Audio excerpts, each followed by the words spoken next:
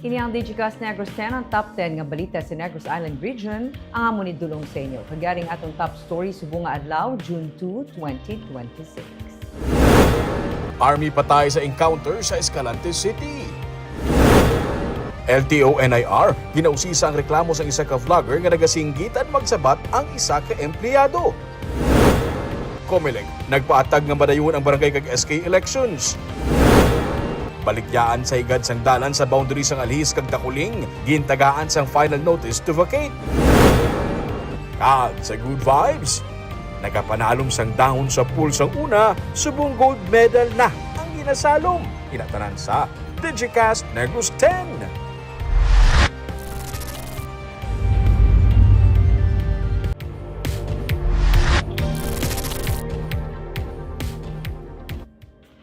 Sa number 10, Commission on Elections sa nagpahayag ng madayon ng barangay kag SK elections sa Nobyembre. Padayon naman ang Election Registration Board hearing.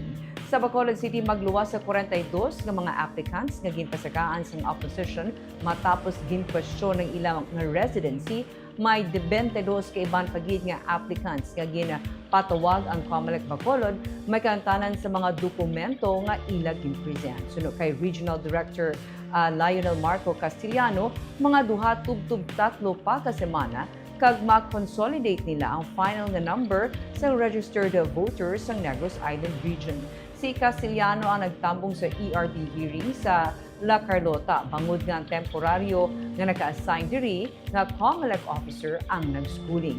Samtang kasunod sa nagsala nga post ng isa ka page nga napuspo ng barangay kag SK elections, ginaklaro sa Comelec nga madayon ang piniliay sa Nobyembre 2. Sunod kay Castellano, wala sang bag-o nga layi para maidog ang piniliay.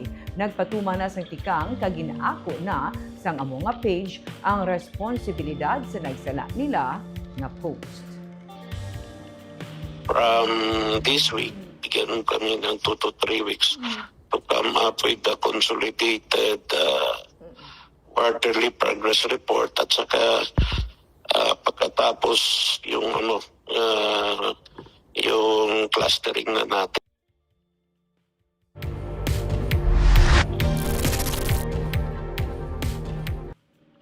Sa number 9, FIBA Women's Under 18, opisyal nga nagbukas sining Martes, Hunyo 2. Hatagay sang libre nga tickets, first come, first served.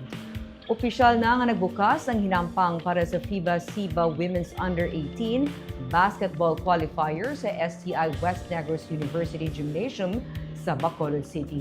5 ka pungsod ang magasambuwa sa ini nga kompetisyon. Lakip diri ang Pilipinas, Thailand, Vietnam, Singapore kag Indonesia. Sumugod sini nga hapon Hunyo 2 tubtob sa Hunyo 6, temporaryo man nga sirad-an sang BTTMD ang Agustina Drive sa likod ng STI WNU kadalas 3 sang hapon tubtob las 11 sang gabi. Samtang ginsiling naman ni Bacolod City Mayor Greg Gasataya nga libre lamang ang tickets sa tanan nga hampang apang first come, first served basis lamang ini. Nagpahamtang sang isa ka booth ng City Mayor's Office sa gwa sang venue para sa paghatag sang amo nga tickets. Apesar sa kabudlayan sa trainings, nagapati man ang coach sang Gilas Pilipinas nga si Alexander Arispacuchaga nga sarang madepensahan sang Gilas ang kampyonato. Isa sa mga pinakabata sa team ang mga bugal sa Silay City na si Zia Onyate. The young girls are excited. Sila yung future natin. But at the same time, challenge namin, sasabi namin, hindi na kayo future now, present, be present. Diba? Makisama rin tayo sa success na nararamdaman mga ate natin. So, the girls are excited definitely and looking forward to this tournament. Provide a ticket booth sa labas ng entrance by tomorrow afternoon. So it's a first come, first serve basis. Then isang tao, isang ticket. Para at least maraming avail. So wala na sila kailangan dalhin except yung sarili nila dun sa venue. Siguro by 1 o'clock ready na yung ticket booth sa labas ng STI.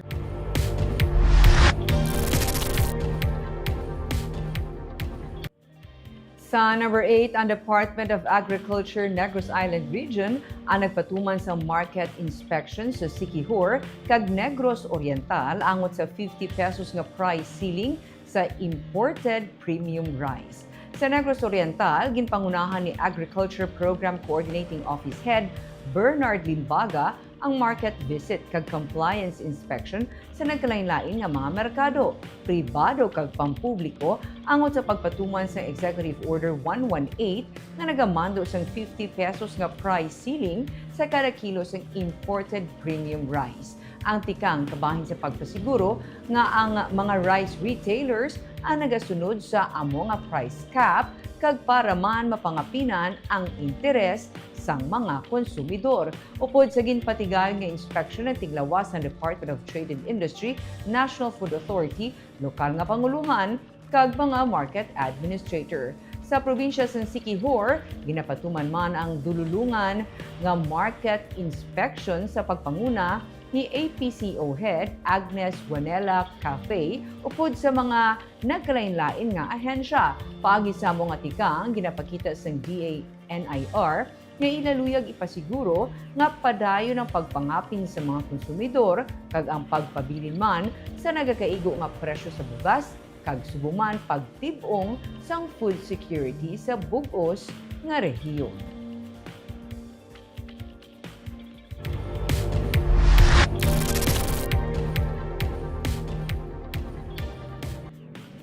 Sa number 7, lalaki patay sang ginbunos ang iya ka upod inom.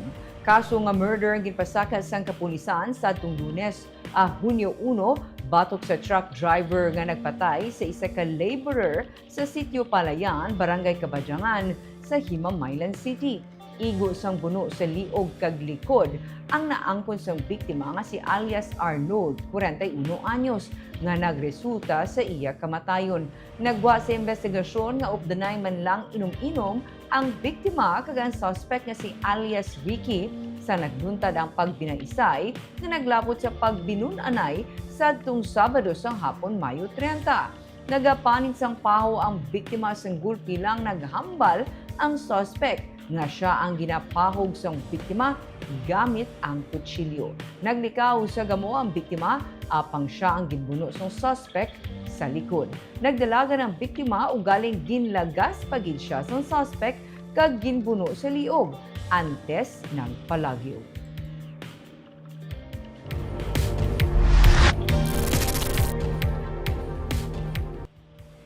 Sa number 6, drug personality patay sa pagpaniro sa Bacolod.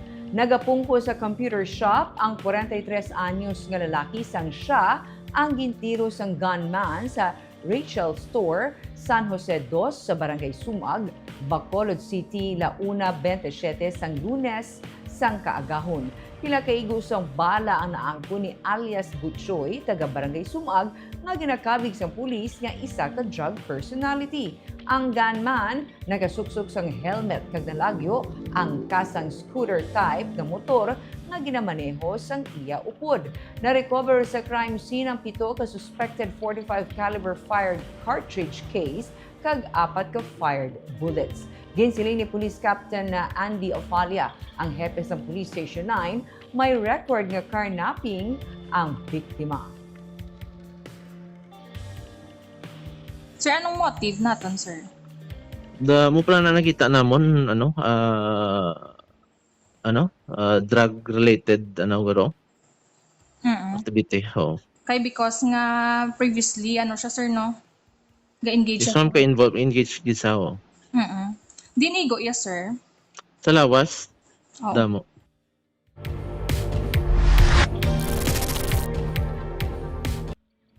Sa number 5, Provincial Veterinary nagapahanumdum sa mga manugsagod sa sapat nga pabakuro ng biosecurity karon nga may pagkambyo sang klima.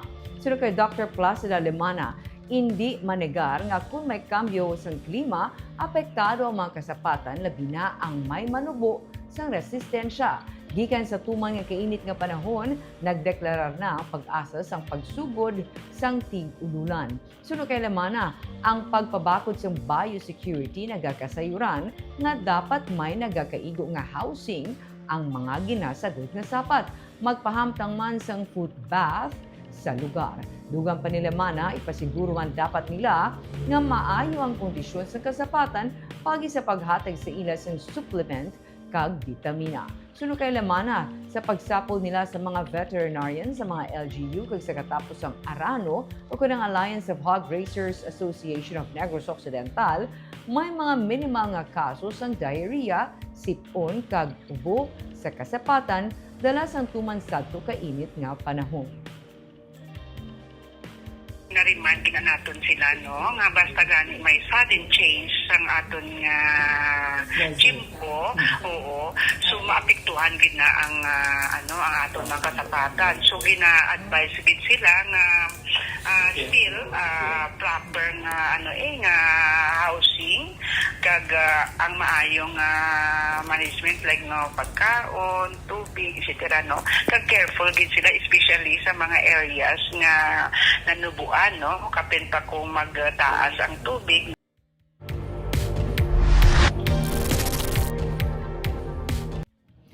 Sa number 4, hungod ang pagpatukod sang car wash sa dalan sa punong barangay sunod sa City Legal Office. Hindi resulta sang kapabayaan kundi hungod ang pagbutang sang Vendo Car Wash. Ini ang panindugan ni Bacolod City Legal Officer Attorney Carol Joseph Chu matapos nila nga ginpasakaan sang kaso si Barangay 16 Punong Barangay Jason Ligaya magkantanin sa pagpatukod sini sang Vendo Car Wash sa Palangka Road. Sunog kay Chu, hindi pwede ang pagpatindog sang among structure sa dalan bangod kun may magpa-car wash diri naga-obstruct ini sa tunga sang dalan. Damlag pa nagpahayag man si Ligaya nga handa siya nga kakaso ng obstruction sa dalan.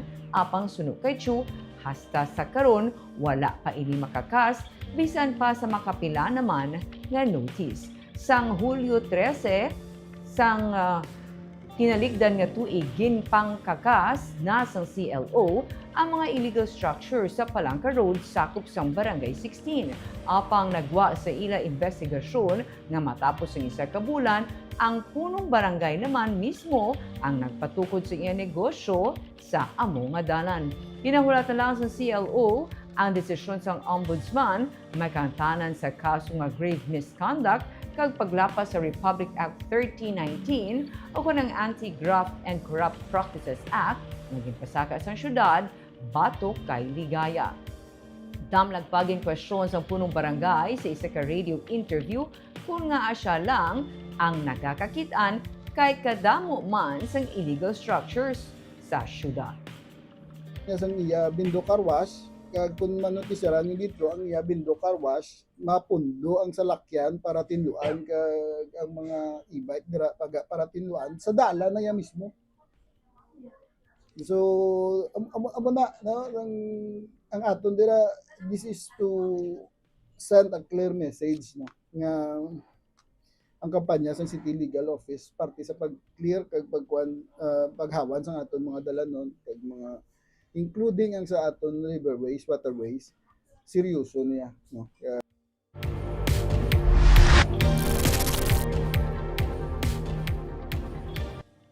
Sa number 3, LTO-NIR, ginausisa ang reklamo sa isa ka vlogger nga nagasinggitan magsabat ang isa ka empleyado. Sa iya vlog, nagpautwas ang vlogger nga taga-Kabankalan nga si Erica Vlog sa iya naging eksperyensya sa talatapan sang Land Transportation Office sa Himamaylan City. Base sa iya panaysayon sa iya vlog, namangkot siya sa naga-print kag naga-release ang lisensya kung nga wala sang contact person sa likod sang license. Pero sunod sa iya, nagasinggit ang pagsabat sang empleyado, gani gintawag niya ang atensyon sa natungdan nga empleyado sa iya nga vlog. Subong nga adlaw, nagpagwa sang statement ang Land Transportation Office Negros Island Region nga nagasili nga ang natungdan nga empleyado ang ginpangayuan na sang paathag. Kung mapamatud-an nga sala gidman ang ginhimo sang empleyado, mapatuman ang ahensya sa disciplinary action. Nagpasalig ang LTO nga manginpata sila sa pag-imbestiga sa sining nga insidente.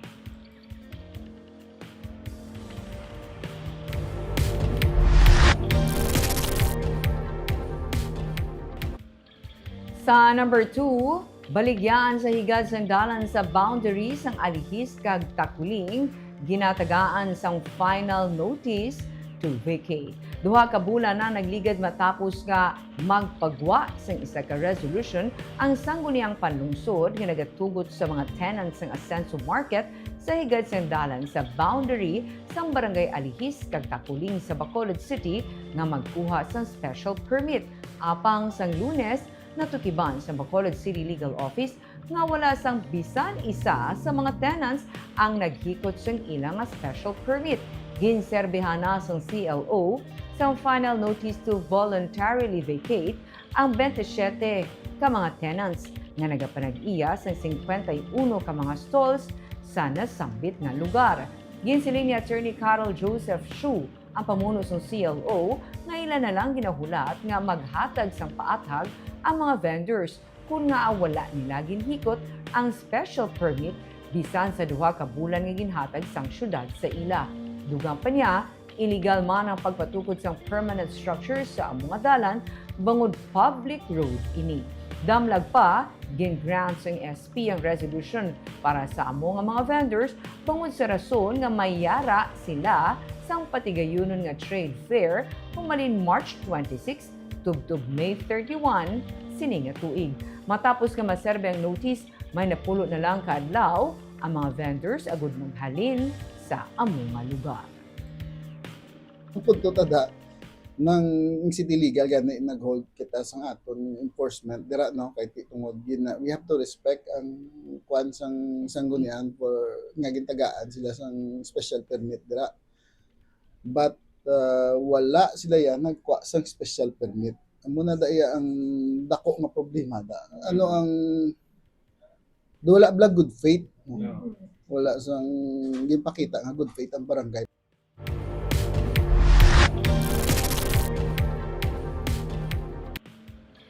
Kag sa number 1, Army patay sa encounter sa Escalante City.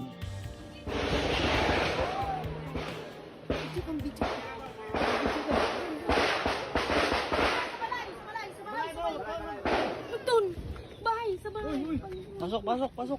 Mabatian sa sininga video ang paglinupok kag makita ang pagpaninguha sa mga pumuluyo lakip na mga kabataan sa pagpanago sa sulod sa Inabalay samtang nagapadayon ang engkwentro sa Barangay Tamlang, Escalante City mga pasado 2:00 sang hapon sa Lunes, Hunyo 1. Isa ka soldado ng 79th Infantry Battalion ang napatay sa natabo nga engkwentro.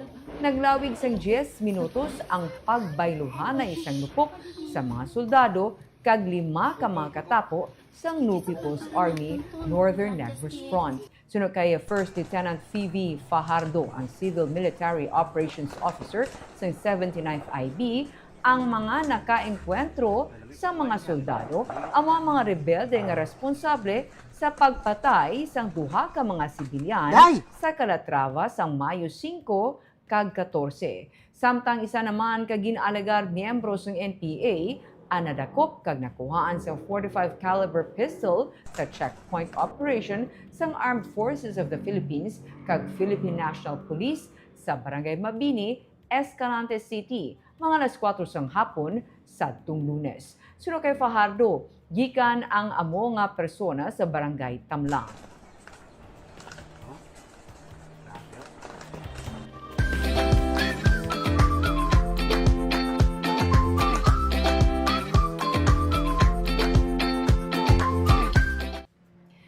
Sa Good Vibes, isa ka 12 anyos nga taga Bacolod nagsugod sa pagpanalong para manimno sang swimming pool sang una pero subong nagasalong na siya para makakuha sang medalya. Kag isa siya sa nakakuha sang gold medal sa palarong pambansa. May report si Romeo Subaldo. Sa sining nga swimming pool sa Maynatos Farm sa Barangay Granada sa Bacolod ang nagserbi nga training ground ni Patricia Anica Karumayan o kun si Patpat. 5 years old pa lang siya sang day na-assign si mama niya kag si Patpat nagmatu-matu practice langoy. Ang adlaw-adlaw nga pagtabid niya sa iya nga iloy para mamudyot sang dahon, magsalom panilo sang swimming pool, amo na gali ang panugod sang iya nga training. May tion nga ang pakaisan niya, jutayan lang malumos kag si Patpat naglumpat sa pool para masalbar siya. Kayo nakatalikod ko tapos nabatian ko malang sa nga nagsinggit tapos ano po ko na doon nagting ko tayo balong ko ako na lang isa kay basi pabulaw ging ko ako sa tapos do na relief man ko bala sa na relief man ko kay nakuha ko man sa Idol ni Patpat ang apo sang tag-iya sang Natos Farm nga isa man ko swimmer. Gani na-inspire siya nga mag-practice man langoy-langoy. Ang iban nga mga swimsuit kag goggles ang ginpasa na sa iya. Estudyante sang Father Gratian Murray Integrated School si Patpat kag last year nag-ayo siya nga mahimo man ang eskwelahan sang ila kaugalingon nga swimming team. Didto pa lang nagsugod ang iya formal training. Bisan magastos, ginsuportahan siya sang iya ginikanan sa iya nga adlaw-adlaw nga training. Magabihan na siya gid nga nga kun sa pagaulan tapos kun diin to nga naman mga kumpit siya nasugat dulong gina sa ni Papa ya aga pa ba yung mga full time nila. Yes sir, as in. Yes, as in gidya financial gidya number 1. Tapos ang sa sa swimming pool, sa pool ya gabayad man kami. Sa kay coach siya. Tapos sa mga invitational nga daw dira gid na siya na-improve. Nakatatlo siya ka gold medal sa breaststroke kag relay sa regionals kag na-qualify sa palaro. Isa siya sa mga atleta nga nagtiglawa sa Negros Island region sa palarong pambansa sa Agusan del Sur. Wala man nangin mapalaron sa individual nga event pero sa relay nga ginintrahan niya, naka-gold medal sila. Ang iya iloy, hindi makapati, emotional siya sang maistoryahan ang kadalagaan sang iya subang. Hindi wala gani expect sir. Daw lang gani grabe gid si Lord na magano. Paano mo na balaan na lang nag-medal sa nakanalanta mong event? Oo, ko ga follow up ko sa mga coaches nga. Nabalaan mo nag-gold siya? Oo, nag-gold siya. Pagbala mo nag-gold siya? Grabe libiyon ko sir. As in na-pray lang gid sa kay God sir. Naman ginang number 1 ko napangamuyo ko kay Lord nga taga-alang niya kabas kung si Patpat yung kaisog nga makalangoy lang isa sang intsakto bala sir. Si Patpat ginadirikarang iya kadalagaan sa iya pamilya bilang kabaylo sa ila sakripisyo para sa iya. Anong nag-inspire siya? Mga birahan ko gini, ugong ko gini. Para sa akong pamilya. Sa ganyan ang mga papa? Yes, kag sa akong mga tita nga gasupport sa ako kag mga cousin ko gasupport man sa ako. Para sa ila ho? Kay number 1 supporter sila sa akon. Kaya so ako pa lang. Gusto ko na gidya hatagan silang ako naman ako sila sa akon, gatag man sa akon. Pag matag mo ko mabalik mo ko sila tan. Sa pagbalik ni Patpat halin sa iya competition, ginpahandaan siya sa pamilya Bileno bilang pagkilala sa iya, ginpangabudlayan para makakuha sang gold medal. Para kay Patpat, panugod pa lang ini. Magapursige pagid siya sa pagtraining para matagaan sang dungog ang iya pamilya kag ang mga tawo nga nagsalig sa iya. Romeo Subaldo para sa Digicast Negros.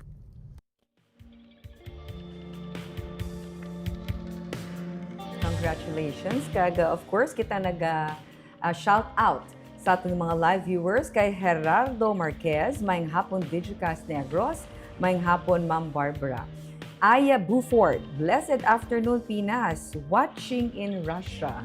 Mirna Garrido Clavel, good PM Digicast NIR, and Miss Barbara watching from Bacolod. Of course, hi kay Sir Romel Mahilom Galio.